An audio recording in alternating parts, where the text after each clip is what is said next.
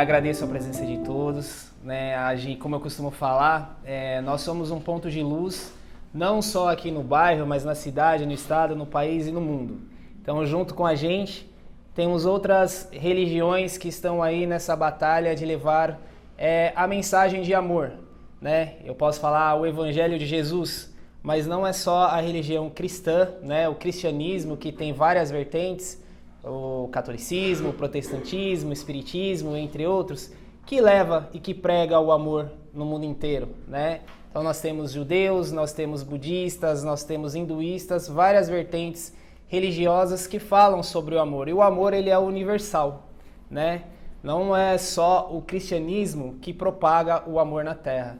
Mas nós, como somos espíritas, né, nós vamos falar aqui à luz da doutrina espírita, né? Nós temos que agradecer a todos esses irmãos que nos ajudam nessa batalha, porque como o espiritismo nos ensina, nós somos seres espirituais vivendo, né, uma pequena fração de tempo no mundo corpóreo, né, no mundo carnal, né? O que são 80, 90, 100 anos diante da eternidade, né? Então, é muito importante, né, num domingo desse, estarmos aqui ouvindo, aprendendo.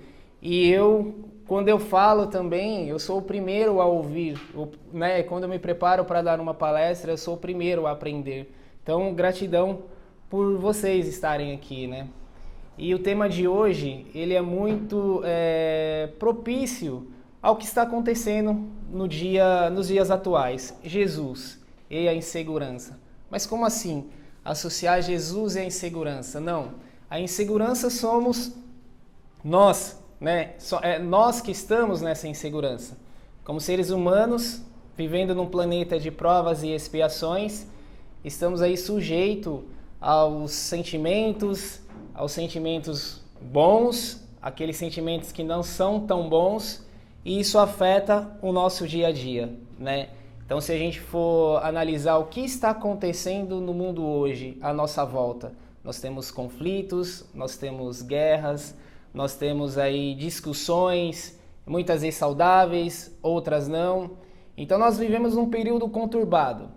E Jesus disse lá, né, na época que ele estava aqui entre nós encarnado, que no fim dos tempos, né, haveria levante de nação contra nação, pai contra filho, guerras, entre outras coisas que algumas pessoas denominam como apocalipse. Mas o que seria esse fim dos tempos, né? Alguns falam que o mundo vai acabar. Mas nós entendemos de uma forma diferente. O fim dos tempos, nós podemos considerar como a passagem do planeta de provas e expiação para um planeta de regeneração. Eu não gosto de colocar data que vai ser em tal ano, né? Que eu lembro que nos anos 90... Alguns aqui sabem, eu era evangélico, né?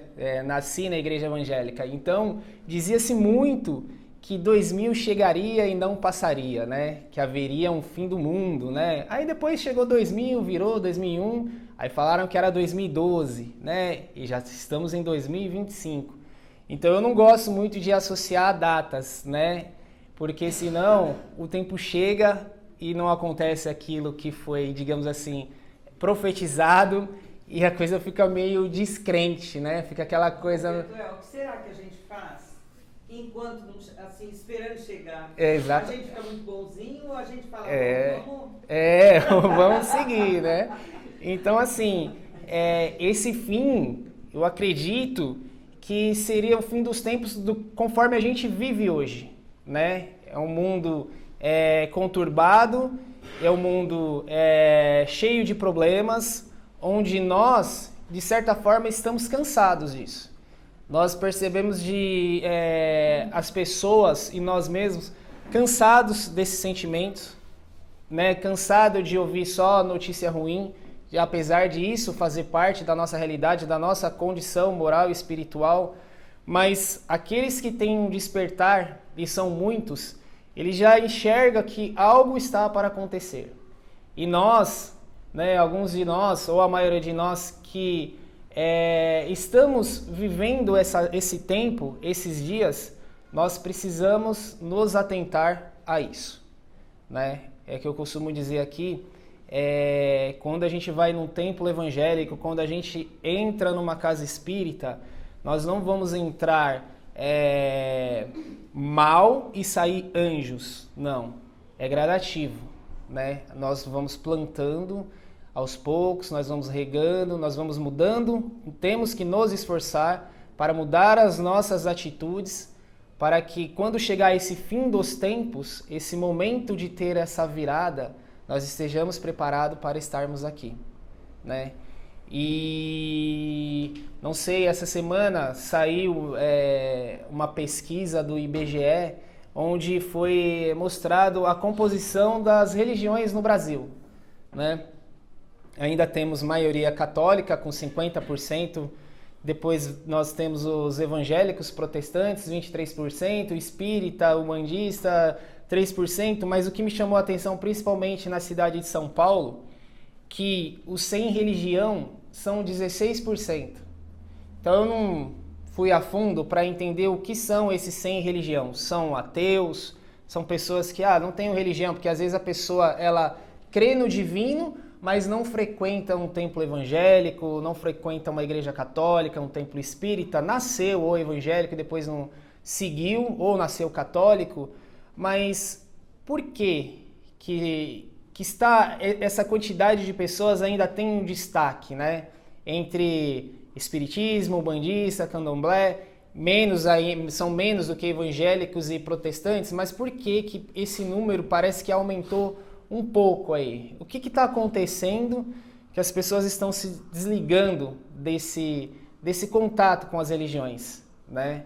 Então é importante a gente entender e é importante a gente ter essa comunhão. Quando me perguntam assim, qual é a sua religião? Eu pego Uber, ou estão no ônibus, alguma coisa que alguém dá essa oportunidade, e aí eu falo, mas por que você nasceu evangélico e agora virou espírita, né? Aí eu explico, dou as minhas explicações, o que aconteceu, etc. E aí o que eu não faço é doutrinar a pessoa no sentido de falar assim, não, você tem que ser espírita porque eu sou espírita e eu acho que é a melhor religião que existe. Não, o que eu sempre costumo falar é assim, vai em algum lugar, vai em alguma igreja, em algum templo. Religião é aquilo, seja fiel à sua e respeite ao próximo, né? Então, se conecte a algo divino, né? Tudo bem, as pessoas, né, tem pessoas que se valem daquele versículo da Bíblia, onde tem uma parte que está escrito, se você está sozinho pensando em Deus, eu estou contigo. Mas é muito importante e agradável a gente pertencer a uma comunidade religiosa, seja ela qual for. Por quê?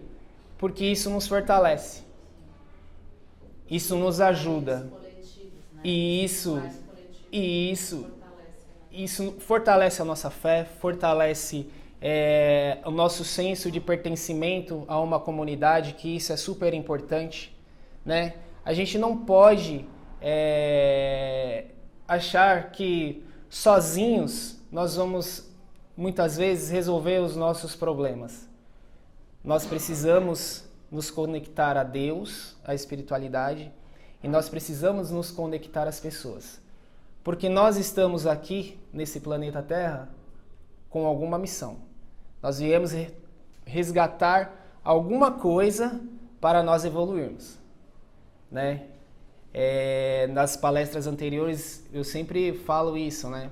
Você está na família que pediu e que precisa, você está na comunidade religiosa que você precisa estar, você tem os colegas que você precisa, no serviço que você precisa, então nós temos que começar a observar o que nos incomoda dentro da nossa casa, dentro da nossa comunidade religiosa, dentro do nosso trabalho, dentro do nosso condomínio. Prestar atenção nesses detalhes para saber onde que nós estamos, aquilo que nos incomoda.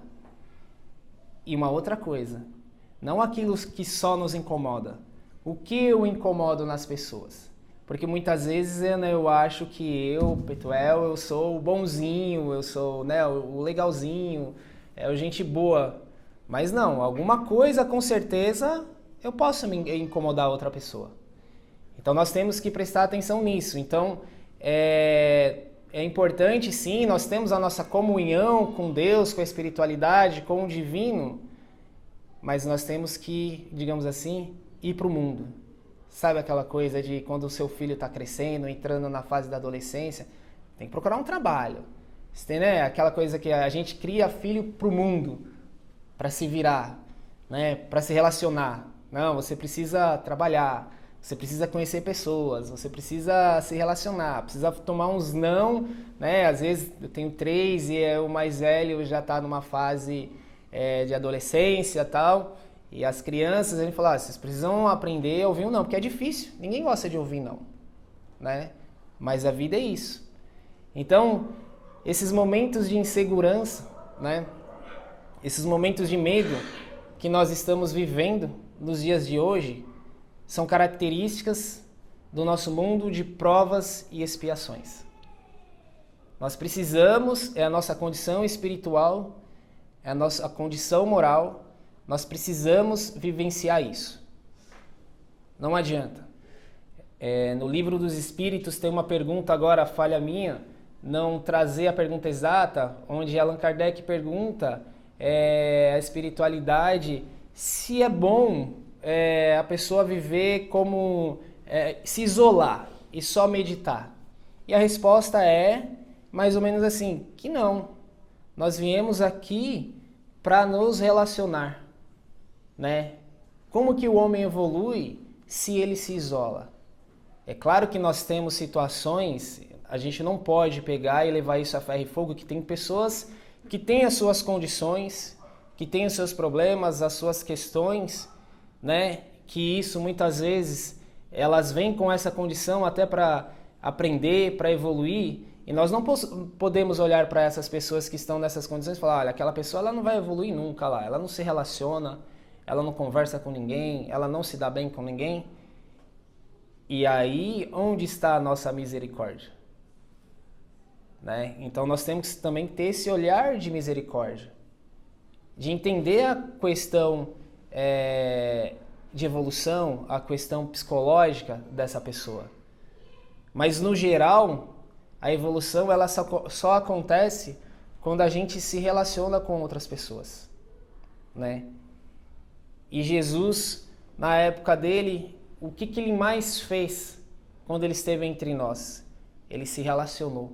E com todos os tipos de pessoas. Ele deu exemplos. Ele julgava, mas ele não julgava naquela... Ele não julgava e já condenava ao fogo eterno. Ele dava um parecer, né? O exemplo da mulher adúltera, né? Isso pode vir para os nossos dias, para a gente ter cuidado ao julgar as pessoas, os pecados das pessoas, né? Quando tá todo mundo apedrejando a mulher e Jesus chega ali, né? E aí vamos dizer assim, os doutores da lei ali questionam Jesus para ver o que ele ia falar. Aquela coisa assim, vamos ver agora como que ele vai se sair. Agora nós encurralamos Jesus, né? Por que você está apedrejando? Não, porque ela é adúltera, porque é isso, porque é aquilo, tal, não sei o quê. Jesus, né, deu aquela no meio, né, que nem fala, pá! Quem não tem pecado que atire a primeira pedra.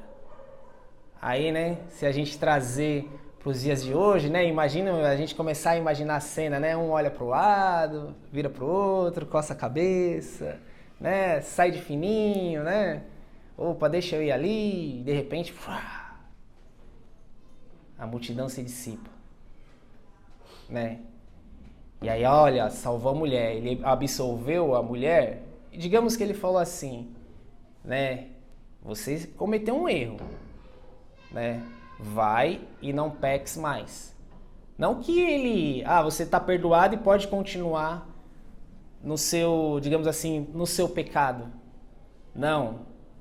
Vai e não peques mais. Isso acontece com nós nos dias de hoje, né? Às vezes a gente comete um erro, fala alguma coisa fora que magoa o outro, ou faz alguma coisa que deixa as pessoas tristes, né? E aí a gente recebe uma orientação E a gente tem que tentar, se esforçar a seguir aquela orientação. Porque a gente não pode. Aquela mulher naquela época ela não podia incorrer naquele erro sempre. Em algum momento Jesus não ia conseguir salvar ela. Porque aquilo era uma lei de Moisés, do Velho Testamento. Aquilo para eles naquela época era normal.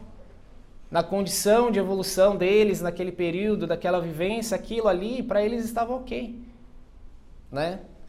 E isso a gente traz para os dias de hoje para a gente prestar atenção nos sinais. Né? Então essa insegurança que o tema traz aqui, e junto, paralelamente, Jesus em segurança, se nós estamos inseguros, nós temos um porto seguro, que é Jesus, que nos ajuda, que nos intui, que nos fortalece. Né? E hoje, o que nós mais vemos é isso, insegurança em todos os sentidos. Eu tenho um amigo meu que ele é pastor da igreja Deus e Amor, a igreja que eu nasci, e hoje ele está na Holanda. A Holanda é um país maravilhoso, primeiro mundo. E aí ele me ligou, a gente sempre se fala, né? E aí eu falei, e aí, Nils, como que estão as coisas aí? País de primeiro mundo, outra, né? Ele tá lá em Amsterdã, outra cultura, tudo diferente. Falei, como que tá aí a obra da igreja, né? Tá crescendo? Ele falou, Petuel, aqui é diferente.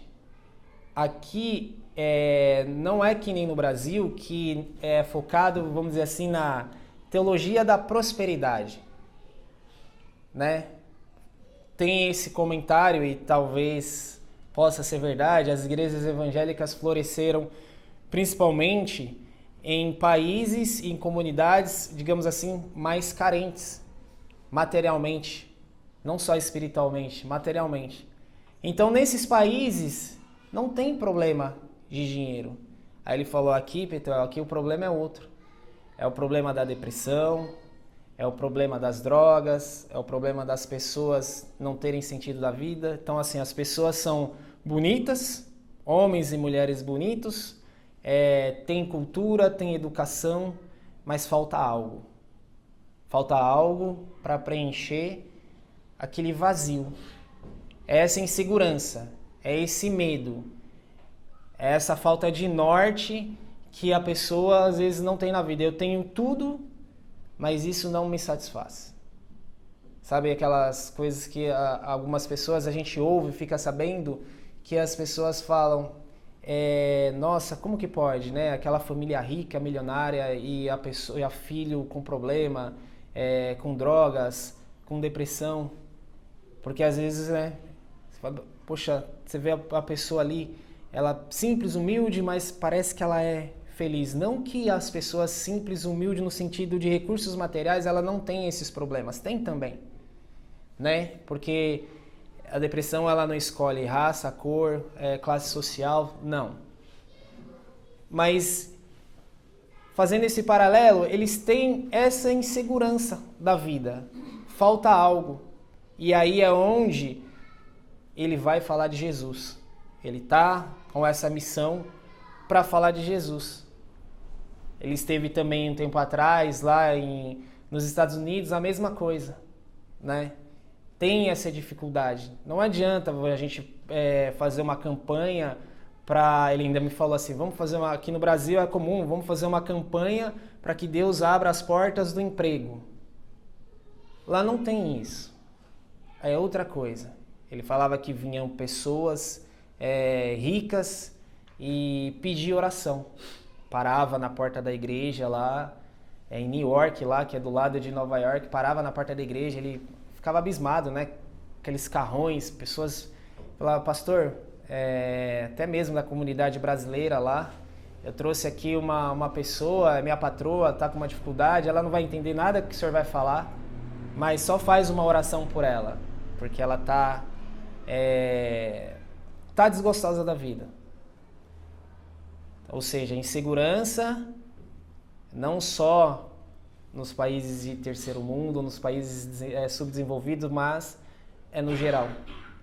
Então, existe um chamamento da espiritualidade um chamamento global, como que se quisesse.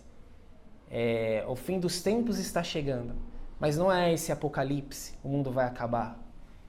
É o fim desse nosso tempo que vivemos, dessa condição planetária que é hoje o planeta de provas e expiações.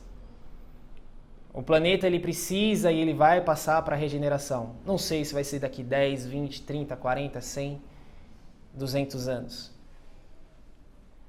Mas como nós somos eternos, o Espírito é eterno, nós, em algum momento, nós vamos saber que o planeta não está mais, o planeta Terra não está mais na condição de provas e expiações. Ele ascendeu a uma escala. E os espíritos também. Quiçá nós que estamos aqui hoje, com essa condição que a gente tem hoje, possamos acompanhar essa evolução. Por algum motivo, o Brasil é agraciado. Hoje nós somos privilegiados em relação a muitas nações no mundo, com relação a isso. Estamos aqui, num país democrático, apesar dos problemas, apesar de muita coisa, de muita desigualdade, mas nós temos aqui a oportunidade de ouvir, de escutar e de frequentar qualquer culto religioso. E quando se fala em culto religioso, a gente fala que a gente pensa que tem, imagina, sabe que tem algo acima da gente. Quando a gente vai numa religião, numa igreja, quando a gente busca uma religião, busca uma orientação, a gente sabe que acima daquela pessoa que está ali nos orientando, um médium, ou pastor, ou outra pessoa, ele está sendo, digamos assim, amparado por uma espiritualidade, por algo acima deles, algo acima de nós. E como diz um livro conhecido no meio espírita, Brasil, coração do mundo, pátria do evangelho. Tudo que nós plantamos aqui, tudo que a espiritualidade planta aqui, ela floresce. Então o espiritismo começou lá em 1800, 1850 e alguma coisa veio o Livro dos Espíritos, Allan Kardec desencarnou, deixou seus discípulos, Leon Denis, aí no Brasil teve Bezerra de Menezes, Chico Xavier reencarnou entre nós em 1910, 1927 Divaldo Pereira Franco, aí veio tantos outros, Herculano Pires, Ivone Pereira do Amaral, Raul Teixeira. E então nós temos vários nomes que reencarnaram, que estiveram aqui entre nós, plantando essa semente e ela floresceu, Ela floresceu e nós estamos aí regando aos poucos, e nós temos que fazer essa semente brotar e crescer, mas como? Sem se preocupar se o espiritismo caiu ou se cresceu, ou se a igreja evangélica está crescendo ou diminuindo, se o catolicismo, não. Cada um tem que fazer a sua parte, cada um tem que fazer o seu individual para que as coisas melhorem no dia a dia. Oi? Deixa eu falar uma coisa. Com relação a esse livro que a Lúcia citou, um livrinho pequeno, fácil de ler, rapidinho. Eu queria dizer o seguinte, várias pessoas me trazem assim, como assim? Olha como o Brasil está, como é que é coração do mundo, pátria do Evangelho? Tem muito essa questão, não é? E, na verdade, porque as pessoas, quando pensam isso, vejam assim, olha como a gente está hoje. A gente nem pode acreditar em nada que está lá na internet, nem na televisão, nem nada. Não é? Então, como assim, coração do mundo? Mas veja, gente, o que temos de religiosidade aqui no Brasil. Nesses países, o Petuel falou na Holanda, e a Dinamarca, a Suécia, é tudo assim, não tem religião nenhuma, sabe? Eles se drogam, eles se suicidam. É demais, assim, o percentual de suicídios que tem nesses países que não tem problemas trabalhistas, que não tem problemas políticos. A gente não escuta falar na Dinamarca, aconteceu isso aqui. Não. como a gente ouve aqui, né, dos políticos brasileiros. Então, veja, é o coração do mundo porque aqui pulsa o amor de Jesus. Pulsa o amor de Jesus. Nós temos uma facilidade muito grande de tantas igrejas, de tantas casas espíritas, de tanta fraternidade, né? E a pátria do Evangelho mesmo. Olha, se nós pegarmos só o Chico e o Divaldo, né? E agora esses nossos outros queridos que vêm aí, o Haroldo, sim, como eles levaram para o mundo inteiro a doutrina. E não por ser a doutrina, mas como eles levaram para o mundo inteiro o Evangelho. Sim. Né? Então nós cremos nisso. Esse nosso Brasil realmente é a âncora espiritual do mundo. E todos esses problemas que existem em outros países, existem de maneira diferente. Sim. Né? Sim. Esse livro realmente é interessante de se ler para a gente entender o coração do mundo. A pátria do Evangelho. Aí eu posso fazer só mais um comentário? Pode falar. Não, que eu assisti a um programa na GNT, não sei se vocês já viram, que chamava Chegadas e Partidas. E a Astrid ficava no aeroporto de Guarulhos. Na Globo, acho que passou um Fantástico, né? Eu acho que ela também teve isso, né? E aí, só colocando aqui em perspectiva o que vocês estão dizendo, você via pessoas chegando da Síria, pessoas chegando de países em guerra, e porque tinha um irmão aqui que conseguiu, então, pelo consulado, trazer a pessoa para uma... E a pessoa chegava chorando, e ela falava, eu cheguei num país livre. Acabou, eu não vou mais viver na guerra, eu consegui vir para um país onde eu posso ser livre, onde eu posso estar com pessoas que eu gosto, um país que acolhe bem as pessoas. Então, você tinha uma perspectiva, que às vezes a gente coloca tanto defeito no nosso país, mas a gente não imagina em comparação. O que ele me falou, se você for comparar, esse aqui é um país muito abençoado. Sim. Né? Então, isso me marcou muito. Sempre que eu ouvia esse programa, eu chorava. Porque é isso, as pessoas chegando de outros lugares com esse sentimento de liberdade, de amor, de ter se livrado de um problema gigantesco, assim, de uma vida muito mais difícil. Sim, né? Isso mesmo. O meu é só um adendo que eu queria falar, que uma vez eu estava muito assim, revoltada, às vezes eu sou muito revoltada. Aí eu estava conversando com meu pai das atrocidades, das desigualdades que tem no mundo, que eu acho muito injusto. E eu estava super revoltada com ele só virou pra mim e perguntou, você acha que Deus é justo? Eu falei, acho. Aí eu perguntei, nossa pai, mas é a pedofilia, tantas coisas que existem. Ele falou, então, tudo bem, tá com a justiça divina. Sim. Tipo assim, então eu entro às vezes num conflito. Tipo assim, eu fico tão assim revoltada. Mas tudo é permitido, né? Tudo tem a justiça. Porque, assim... Sim. É que nem a Irene falou um tempo atrás, uns 15 dias atrás na aula, né? Deus nos criou simples e ignorantes, né? E ali... Alguém fala isso é Kardec, hein? Não, você foi porta-voz do Kardec. Porta-voz do Kardec. E então, assim, pela condição moral do planeta, tudo isso ainda está aqui. São escolhas nossas. Só que, infelizmente, ainda nossas escolhas, elas interferem na vida dos outros. Porque quando a gente vê essas reportagens aí de abusos, de atrocidades, e aí sim, eu acho que todo mundo, em algum momento da vida, até o Papa Bento XVI, uma vez, ele foi visitar o campo de concentração lá da Polônia, lá o Auschwitz, né? Que ele se questionou onde estava Deus, porque o sofrimento ali dos judeus, né, que foram enviados para aquele campo de concentração, foi uma coisa assim absurdamente desumana, zero amor. E ele como Papa, né, a gente imagina, né, vamos dizer, um procurador de Deus na Terra, alguém que tem um contato direto, então assim, e ele mesmo se questionou, né, quando ele viu, ele como um Papa alemão, né, ele visitou esse campo de concentração e ele se questionou, onde estava Deus, né, e aí, onde está a justiça divina? Reencarnação. Aí que nós, quando me perguntam, por que você acha que existe a reencarnação, né? Eu falei, a justiça divina. Porque se Deus é bom e justo, a reencarnação, ela justifica tudo isso que está acontecendo aí. Entendeu? Tudo isso. Talvez em algum momento da nossa vida é difícil entender.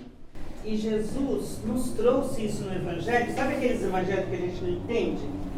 Quem é meu pai? Quem é minha mãe? Deixe os mortos enterrar seus mortos. Sim. Eu não vim trazer a paz, mas a espada. Sim. Não deixa a candeia embaixo do alqueire. Esses evangelhos, a gente fala, nossa, não estou entendendo isso, né? Como é que Jesus falou isso? Mas é exatamente, cada um está no seu grau evolutivo. Sim. Mas às vezes revolta. Né? Revolta. As pessoas buscar um bebê. Sim. Não, sem Quem dúvida, são mas 50 milhões que morreram? nós temos que ter esse olhar, que cada um está no seu grau evolutivo. Eu já não faço essa atrocidade, mas certamente eu faço outras. Entendeu? Todos nós não fazemos isso aí que os políticos estão fazendo. Sim. Mas, proporcionalmente, talvez a gente faça isso que eles estão fazendo dentro da nossa família. Sim. Né? Então, quando aquele que não quis, disse assim para Jesus, peraí, eu vou enterrar meu pai e depois eu te sigo. E o que Jesus falou? Deixa os mortos enterrar seus mortos. Quer dizer, ele estava morto naquele desejo realmente de viver o que Jesus vivia. Mas ele estava vivo por outras coisas, ele estava vivo para enterrar o pai dele, já é alguma coisa. Então, isso é extremamente consolador. Sim. Para que nós, assim, a gente não fique só com o olho no que o outro é de bom em tudo, né? Não só em espiritualidade. Sim. Mas assim, conhece-te a ti mesmo, né? Sim. Esse é o chamado, conhece-te a ti mesmo. Nós não vamos mudar essa pessoa que está fazendo atrocidades, mas a gente faz o bom aqui no nosso âmbito e vamos orar por ela. É difícil entender que até ele tem a misericórdia. Até ele tem, mas ele ainda não entendeu alguma coisa. Eu tenho que entender. Por que aquelas pessoas morreram? Porque teve tantos escravos que morreram muito mais do que os judeus. Então quem são? Aí tem toda uma jogada que é difícil compreender. Mas a gente vai compreender em algum momento, principalmente se a gente descobrir que nós, em reencarnações passadas, nós somos os causadores de tanto sofrimento. Aí talvez a gente vai falar assim, Deus, me ajude. Porque Por isso Kardec fala que a evolução moral, espiritual, se dá através do trabalho, quer dizer, você não põe a candeia embaixo do alqueire, vai lá e faz, você tem que fazer, não fica só parado, né? E o conhecimento, busca o conhecimento. Sim, esses dias postaram no grupo aí alguma coisa falando que o Raul Teixeira estava indo para uma conferência numa cidade e aí ele viu uma andarilha pedindo lá e ele ficou com aquilo na mente, né? Ele por algum motivo ele ficou gravado aquilo na mente, está no grupo do lar aí. E aí o espírito que acompanha ele, o mentor, explicou para ele que aquela pessoa ela estava naquela situação porque numa reencarnação passada ela foi um político que fez muito mal para as pessoas. Inclusive ela estava naquela avenida que dava nome a esse político. Então assim, às vezes a gente vê pessoas sofrendo e a gente tem que tomar cuidado com isso também, né? Não, a pessoa está sofrendo, ela foi mal na reencarnação passada, agora ela merece, não é isso. A gente precisa também ter misericórdia com aqueles que cometeram erros. Jesus não teve misericórdia com a mulher adúltera, né? Então, ele ensinou que nós temos que ter misericórdia. Então, isso que você falou, que não dá para entender tanto sofrimento, né? Uma pessoa que abusa de criança ou as pessoas que mataram tantos judeus, certamente, como todos são filhos de Deus, eles terão uma segunda chance. E nós hoje que somos, vamos dizer assim, entre aspas, em comparação a os bonzinhos, nós não podemos nos esquecer que hoje, nessa encarnação atual, nós podemos ser o bonzinho nessa encarnação. O que nós fomos nas anteriores? O que nós fizemos? Então, nós temos que tomar muito cuidado com os nossos julgamentos. que aquela pessoa é isso, que aquele político é isso, principalmente hoje em dia, né? De uns 10 anos para cá, a política ela saiu lá do Congresso, lá das casas legislativas e está no nosso dia a dia, no nosso celular, na televisão, e isso acirrou muito o debate, muito as inimizades, né? E ser político também é uma responsabilidade muito grande. E nós temos até que orar até por aqueles que não gostam, que a gente não gosta, que a gente não se afeiçoa. Esses dias também... A questão política está no mundo todo, sim. Né? A gente fala tanto do Brasil, mas olha... Exatamente. No mundo todo, em todo canto do sim. mundo, né? Os ícones políticos isso. E parece que é uma convulsão mundial para... É final dos tempos. É, isso que eu ia falar. É para tirar o foco daquilo que tem que acontecer. Exatamente. Né? Então, assim, a impressão que dá é que são, sei lá, uma legião de espíritos que não tem interesse, que ainda está um pouco longe, mais afastado da luz, que não tem interesse que essa regeneração aconteça, que essa, mas, digamos... Me veio aqui uma coisa tão clara agora, meu Deus do céu, naquele livro Francisco de Assis, sim. conta de que as ordens do mal, o quanto elas trabalharam para que Jesus não reencarnasse. Sim. Para que Jesus não reencarnasse. Nossa, agora você falando isso, mas vem com a clareza, sim. que assim, a gente vê a aura desses políticos aí, Jesus, sim. meu Deus, Jesus. A gente está estudando o livro do Gustavo, como chama? Das auras. E forma pensamento. Né? A gente está estudando esse livro e mostra as auras como elas se manifestam ali, segundo o seu sentimento, o seu pensamento, e é muito interessante. Sim. A aura desses políticos, Jesus, meu Deus, eu nem vejo televisão porque eu não quero mais ver sim. isso, não quero. E aí, você falou isso, aí me pareceu que agora, como em todas as partes do mundo, tem um político lá que está causando. Tá causando. É esse mesmo, um movimento assim semelhante àquele de quando Jesus ia encarnar. E é um mundo de regeneração. Sim. Né? Então, para a gente ter alguma outra coisa que vai dar aquele respiro, o mundo espiritual está muito atento e contra tudo isso. Sim. A gente precisa orar muito. Sim. E esses dias também estava no grupo uma oração do Divaldo, diferente de todas as orações, né? Porque normalmente a gente ora para as pessoas que estão em dificuldades, para ajudar, para isso, para aquilo. Ele faz aquela oração para essas pessoas que fazem mal para as outras, porque elas precisam de oração. Né? As pessoas que... os assassinos, as pessoas que fazem as outras sofrerem, aquelas que estão com poder nas mãos para melhorar e acabam fazendo tudo aquilo que, ao contrário do que lhe foi dado, né? Ou seja, a gente orar também por essas pessoas que a sociedade condena, o que é difícil.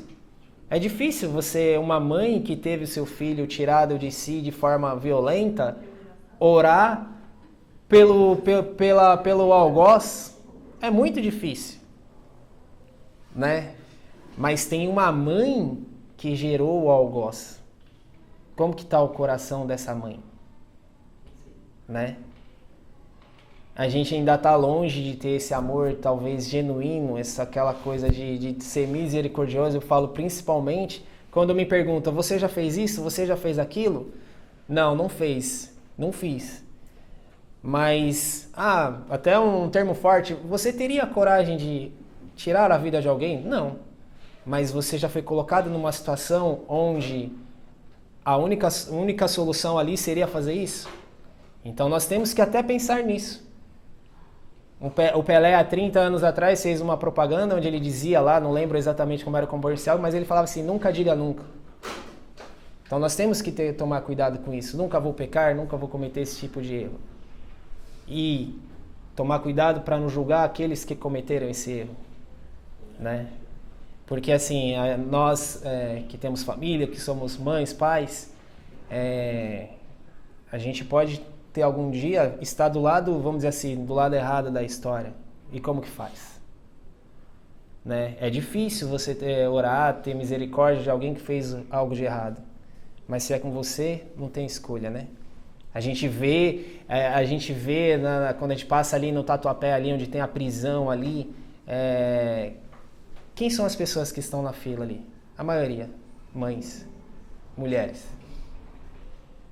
Tem uma mãe chorando lá fora e tem outra ali chorando na fila, porque nenhuma mãe gera um filho para fazer algo de errado.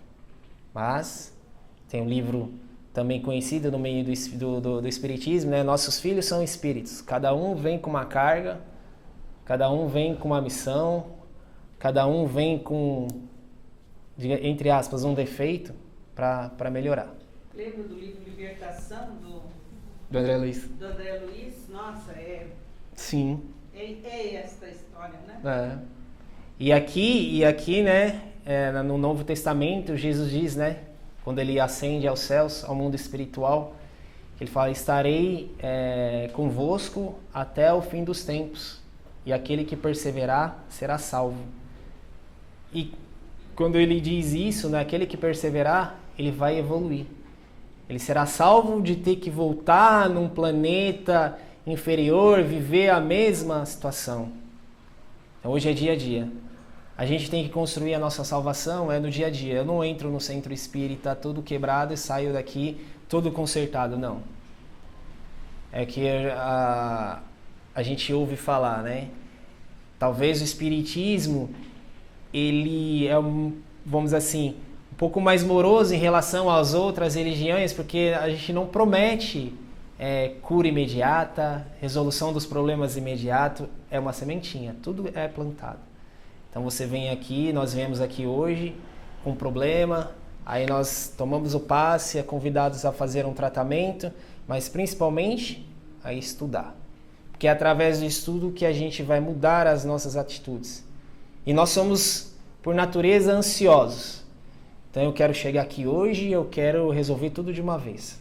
Aí se eu não resolvo, eu já fico cansado. Né? Eu já fico, não é pra mim, eu preciso logo, eu preciso de um emprego logo, o meu problema físico. Não. Às vezes algo acontece na nossa vida pra gente mudar a rota dela. Deus permite que você fique doente? Não. Nós plantamos, mas a espiritualidade às vezes fala assim, não, vamos deixar, porque são duas coisas, né? É a doença e a falta de dinheiro, que faz muitas vezes o ser humano dar uma retraída, né? Dar uma reconectada com o seu eu espiritual, com o seu eu divino. Né? Então, assim, não sejamos ansiosos. Pode ser que tem coisas que nós não vamos conseguir resolver nessa encarnação. E falam que quando a gente vai reencarnar, quando a gente vem pra cá, a gente pede tudo, né? Você na outra vida foi isso. Não, pode me dar. Dá uma lista aí. Senta lá. Aqui é a sala do departamento de reencarnação. Não, na outra vida eu fiz isso, fiz aquilo. Pode me dar uma listinha aí. Aí diz que chegam lá, né? O chefe do setor fala assim, tira 20 aí, deixa só duas, que essas duas que ele levar lá pra baixo, ele vai ter dificuldade que, já separa uma equipe pra acompanhar ele lá, que ele é meio casca grossa, cabeça dura, ainda vai dar umas mancadas. Né? Então tem tudo isso. A gente pede, é o famoso. Se eu ganhar na Mega Sena, eu vou ajudar A, B, C, D, E, F. Ganha, some. Cadê? Nossa, ninguém nunca... Tem uns aí que divulga, né? Que sai falando e tal e acaba se dando mal. Né? Então a gente não precisa prometer muita coisa. A gente precisa começar. E é o básico. O básico é dentro de casa. Né? Tipo, é ajudando. Né? Os maridos sendo mais... Não precisa ser o Rodrigo Hilbert, né? Ô, Rodrigo Hilbert. Rodrigo Hilbert, né? Da Fernanda Lima. O cara puxou o nível lá pra cima. Ferrou a gente normal, né? Pô, o cara é bonito, bom ator. O cara é bonito, bom ator. O cara constrói... planta. A mulher tem vontade... exatamente. Ah, pai, eu quero ir pra Disney. Ele constrói a montanha-russa. Ah, pai, a mulher quer comer um fricassê não sei o que. Não, calma aí. Vai lá, coloca um avental. É isso. Não. A inveja... lá em cima. Não, ele tá fora aí, né? Não precisa ser esse padrão aí. Mas alguma coisa a gente consegue, né? Consegue lavar... É por isso que os homens sabem, eles estão vendo a concorrência. Então.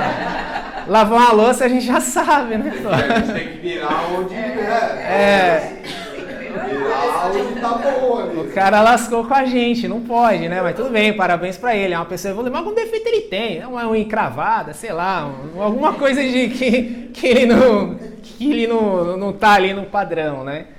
Mas assim, são coisas pequenas que dá pra gente fazer, né?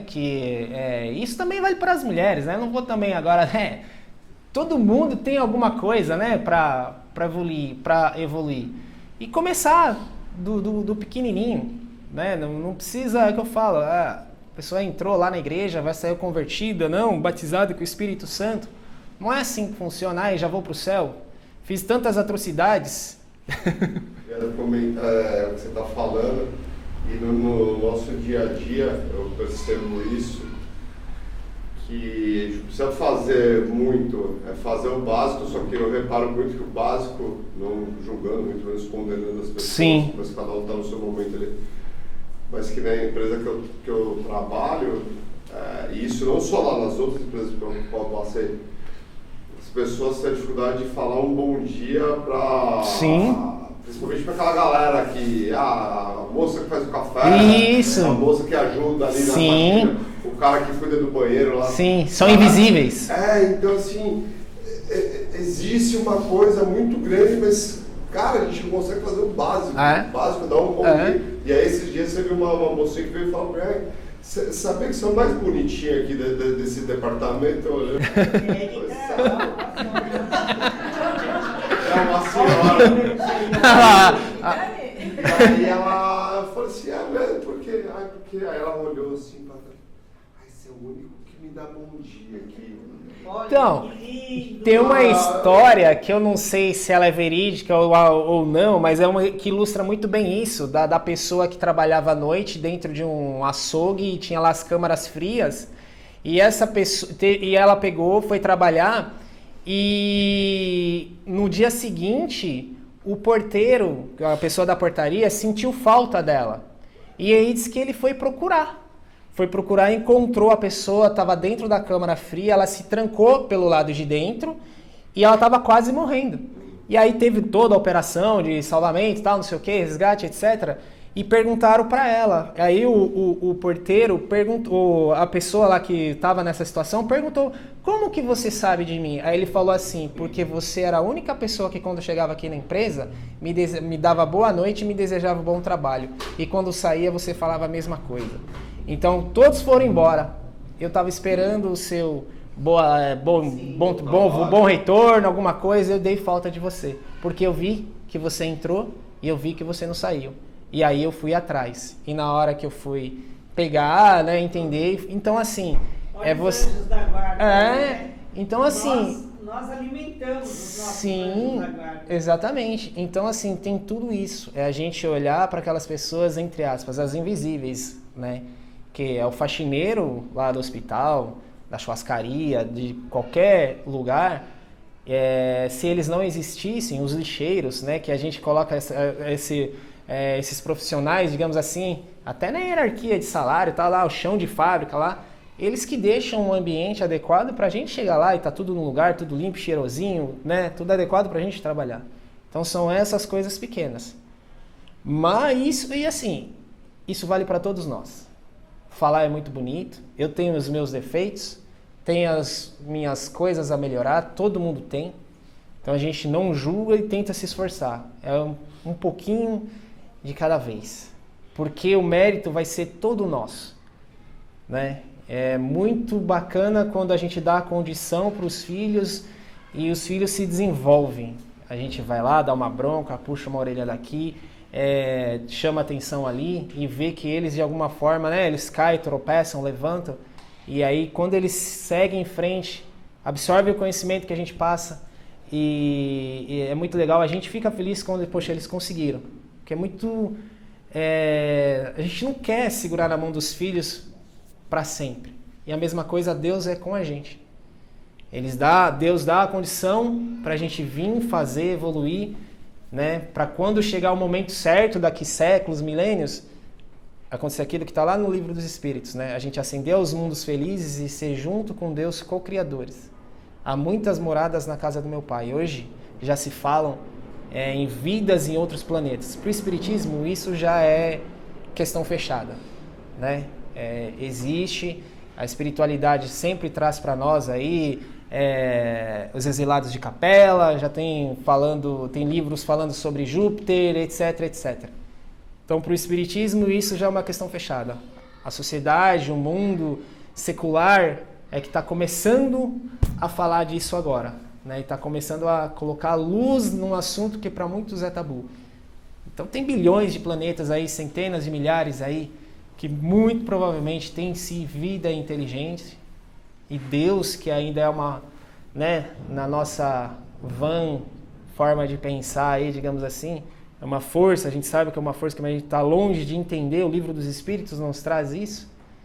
Quando a gente chegar nesse nível de entender realmente, ver essa força que sempre existiu, que vai sempre existir, que ainda a gente fica embaralhado para compreender, a gente chegar nesse nível de estar ali junto, sendo co-criador, mas a gente tem que se concentrar agora, no dia a dia, no básico. E a gente, fazendo esse pouquinho, a gente evolui e chega lá, tá bom? Gratidão pela paciência, por me ouvir e que Deus abençoe a cada um de nós, que nos ajude, nos dê força, sabedoria e sejamos pacientes com os defeitos dos outros, porque as pessoas têm que ser pacientes com nós.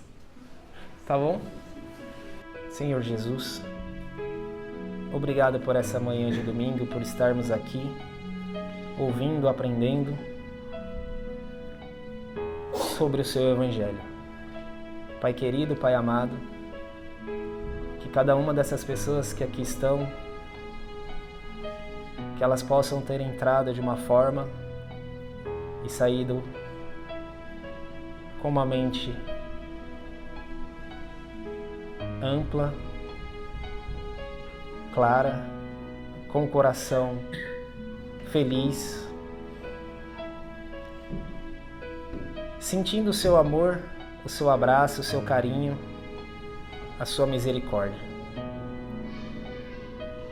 Jesus, eu peço que nos visite nessa manhã, nesse domingo. Peço que visite aquelas pessoas que puderam pensar, imaginar que estão sendo agraciadas com o seu amor. Visita os doentes, visita os nossos políticos, as pessoas que estão presas e visita principalmente a nós mesmos.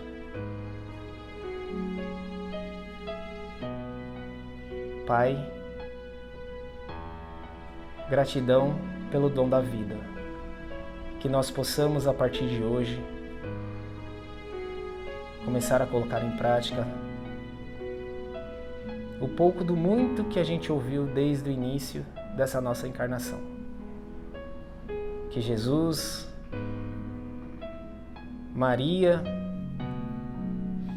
e toda a espiritualidade aqui presente possa nos abraçar e nos abençoar, hoje e sempre. Que assim seja, graças ao Senhor Jesus.